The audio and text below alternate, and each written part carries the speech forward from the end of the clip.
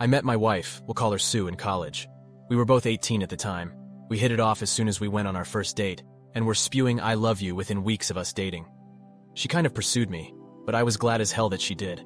We shared our deepest insecurities and secrets with each other, and when her dad passed away in her senior year of college, I was there for her through the whole ordeal. Her father had pancreatic cancer, and when he was hospitalized, I'd spend nights at the hospital with her so she wouldn't be alone. We got through it, and that point in time strengthened our bond. She told me she didn't know what she would have done if I hadn't been there for her. She called me her soulmate. I knew I was going to marry this girl, and sure enough, I popped the question about 2 years after we graduated. At that point in time, life couldn't get any better for me. I married the girl of my dreams, had a well-paying job immediately after graduating, and both our families loved us. My best friend, we'll call him Dave, and I had what I could only describe as an unbreakable brotherly bond, or so I thought. We had known each other since 3rd grade, and he was the brother I never had. He was also married, and moved away with his wife because she had landed a lucrative job at a big law firm. About a year ago, his wife died in a car crash, and this broke him. He moved back to our hometown after, but he was never the same. I tried to be there for him, but he wouldn't engage with anyone.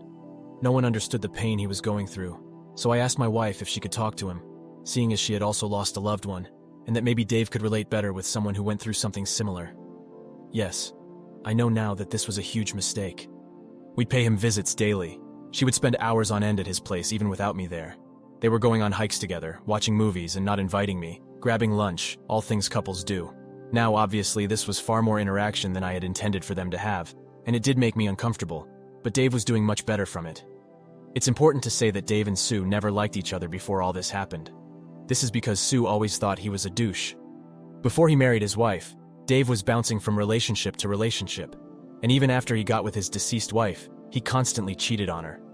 As a result, Sue had a particular dislike for him, and always questioned how I could be friends with someone with such low morals. This disdain for Dave is also what made me oblivious to what was to come. As I mentioned, Sue and Dave became inseparable, to the point where she would invite him into things I had planned for us as a couple. Moreover, she started portraying characteristics of what I now know to be classic cheater behavior, always on her phone, becoming increasingly distant, little to no intimacy, and coming home very late. At this point, it was all too suspicious, and one day she was texting and I asked who she was talking to. She said it was one of her girlfriends, and when I asked to see what they were saying, she became very irritated and called me possessive. When I talked to Dave about how uncomfortable their friendship was making me, he assured me nothing was up and even accused me of not trusting him and my own wife. I was getting gaslit. This continued until one day Sue went out again. She said she was going to her sister's for the weekend because she needed some space from me because I was driving her crazy with my accusations. I was still very suspicious and called her sister to confirm if she was indeed expecting Sue to visit. She confirmed that she was, but that Sue had not yet arrived. Mind you, she had left around 3 p.m., and her sister's place is about 4 hours away from where we live. It was now 10 p.m. Something in the back of my head told me to go to my friend's house, so I did. Sure enough, my wife's car is parked a couple of feet away from my friend's house. At this point, it was clear as day as to what was going on, and I hate to admit it, but I cried hard. After a few minutes, I decided to go in and see if this is really what was happening. I went in through the back door, which I knew would be open. I quietly made my way in, and I could hear my wife moaning. I was shaking. When I made it to the door of his bedroom, I could see through the creak. My wife bent over on his nightstand. I'll never get that image out of my head. I'm literally crying as I'm writing this down. I pushed the door wide open and they both froze, staring at me. It took every ounce of my being not to beat the living hell out of Dave. I just walked away and got into my car. I could hear them scrambling and my wife started screaming at me to stop and that she can explain. I didn't want to look at her. I don't know what I would have done, so I just drove away. I cried the entire drive home and they were both spamming me with calls. I went to one of my college friends and have been there the past week or so. I can't eat, I can't sleep, and I can think of anything else. I informed my work of what was going on, and they were kind enough to give me time off. I've been getting phone calls from both Dave and Sue, as well as both our families. I let my family know I was all right and would be back soon, but I haven't responded to anyone else ever since. These hurt so bad. I want to die. I want to be gone from this world, but I'm too much of a coward to do it myself. I'm trying to be strong, but my resolve is wavering. How can someone you loved so selflessly do this? I don't know what to do. How do I deal with this? Please help me. Now for the top comments. Please move on. There is someone that will love you for the rest of your life. Don't look back, look forward. What's done is done and cannot be fixed. Neither of them is worth your time. It hurts so much to be betrayed by both people that meant so much to you. They are both weak people that attracted each other by their pain. Take care. Wishing you all the best. Now for the update. When I looked back on the marriage, most of it was filled with little else but happy memories, which is why I was trying so hard to find a reason to stay. However, when I started thinking about her cheating, how she and Dave gaslit me and made me question my sanity, the only thing I felt was rage. The deeper I looked, the angrier I got. I will never forget how angry Sue would get when I questioned her on where she'd been when she came home late, or the disgusted look Dave gave me when I asked him man to man if there was anything going on between him and my wife. The cheating was bad enough, and even worse was that it was with my best friend. But the gaslighting? I will never get over it. Fair enough, I was played like the fool I was, but it takes a special kind of person to lie so effortlessly, and so well. I don't know how they were able to flip the switch like that. I remember one night when she came home late, about 2 days before I found out. She was telling me how much she loved me, and how horny she was when she was driving home thinking about me. Now I am almost certain she had come home from Dave's because she wasn't wearing any panties. She had sex with both of us back to back. I freaking kissed her. This whole situation made me feel like a wimp. How could I have let them walk all over me like that? I feel so emasculated. The more I reflected, the more I got the urge to head over to Dave's, but I couldn't. There is no justice for me, not with our justice system. They get to torment me, assault me mentally, but if I retaliate, I'm the one who gets put in jail for who knows how long. I spoke with my lawyer about this and she urged me not to do anything stupid. Not only would I go to jail, but I would jeopardize my chances in the divorce proceedings. She suggested I see a therapist, but I don't want to. I don't see the need. I was still getting spammed with emails from Sue and they were just making me angrier. She was still spewing the same nonsense as before and how miserable her life would be without me. She even had the nerve to send me Bible verses on forgiveness. If I mattered that much, why do it? I started going to work again because I wanted to be busy. Being distracted has really helped me cope better, and I don't drink as much as I was at the beginning. One day while at work, I received a letter from Sue. I wanted to just throw it away, but decided to read it. In it, she talked about her individual counseling and how it helped her discover some underlying issues she was having with herself, the biggest of all being her low self-esteem. She explained that the discrepancy in our attractiveness made her very self-aware, and that deep down she wanted to feel desired by someone other than me. According to her, her sister has always been much prettier than her, and this contributed to her low self-esteem. She said that even though she knew I was attracted to her, and that I made her feel beautiful, she sorts that validation from someone else. She apologized again, and said it wasn't an excuse, but that she was simply looking for a way to make sure it never happens again, if should I decide to give her another chance. She then proceeded to ask if we could try marriage counseling to work things out. I still didn't respond to anything she or her family sent me at this point, so I just ignored it. Anyway, I started the divorce proceedings, and the first order of business was splitting our finances, and unfortunately, I couldn't untangle myself from her without her consent. We each have separate accounts as well as a joint savings account, and unfortunately, I can't take what I'm entitled to from it without her, even though I make significantly more than she does and have contributed the most to the money in that account. I'll probably have to split it with her 50-50. So, I just proceeded with filing the divorce papers. She was served a few weeks ago, and then the shit show started. The very day she was served, she showed up at my apartment with the divorce petition in her hands. I don't know how she found out where I was. We just stared at each other for what felt like forever, and all the pain from that night came back. All the emotions I felt returned with renewed vigor. I almost teared up again, but I didn't. She looked like she had been crying and she rushed towards me and tried to give me a hug. I gently pushed her away, and this somehow made her hysterical. She started shouting, asking why I was giving up on us so easily, and if we could just talk it out. At this point, I figured I just wanted to get away from her. Looking at her gave me a wave of different emotions, so I wanted to get away before I did or said anything I would regret. I tried going back to my car, and she threw herself on the top of the hood. I asked her what she wanted, and she said she just wanted to talk things through, that we couldn't end our marriage in such a manner without at least clearing the air. I relented because she was clearly not taking no for an answer, and was making a scene. We got into my apartment, and I just sat down and listened to what she had to say. Again, she said she would do anything to save our marriage, that she doesn't love Dave, that she's sorry. She said she did some research on how we can move forward, and suggested a trial separation.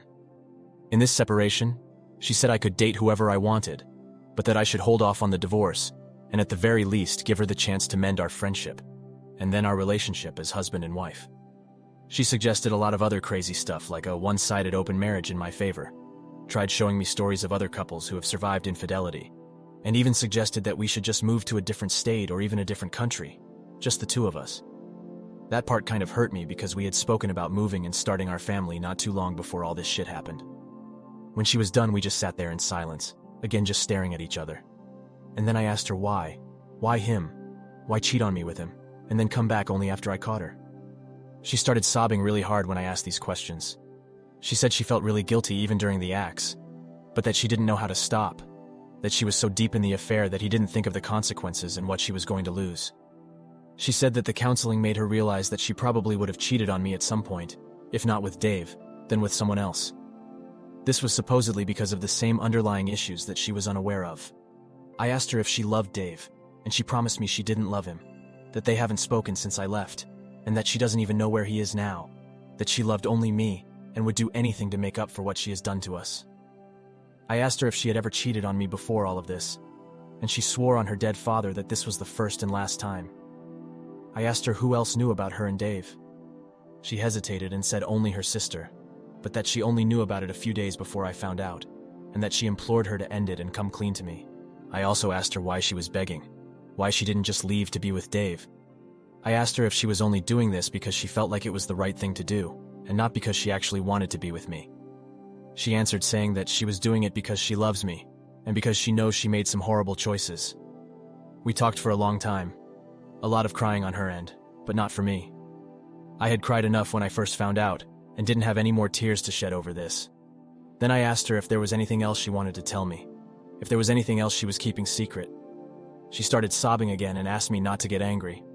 I got really nervous when she said that. She started crying for a bit before I urged her to just say it because she was making me uneasy. Then it came out. She said she found out she was pregnant not long after I had left, and that she got an abortion because she wasn't sure who the father was. She said she thought if it turned out to be Dave's, there would be no room for reconciliation, and she felt she had to do it. I couldn't believe what I was hearing. I was in shock, and she started begging even more not to let this be the end of our relationship. I just went numb. I asked her to leave and she begged me to stay, that we still needed to talk. All this begging was simply infuriating, coupled with the news I just heard. I asked her how far along she was when she found out she was pregnant and she said a few weeks. Then it hit me. Wait, you said in an email that you only started having sex with Dave about a week before I found out. Was that a lie? She nodded. She freaking nodded. She explained that she only said that because she didn't want to hurt me with the details and was trying to minimize it. She confessed that it was physical for less than a month. She tried to console me, but I pushed her away. I asked her to leave and never come back. She tried saying something, but I just started yelling at her to leave. She asked if we could talk again once I've processed everything, and I refused. I told her I had found a job in another state and would be moving as soon as the divorce was on the way in our state. There is a 2-month cool-off period after you file. I had already planned on doing this and was just finalizing everything before I resigned from my current job.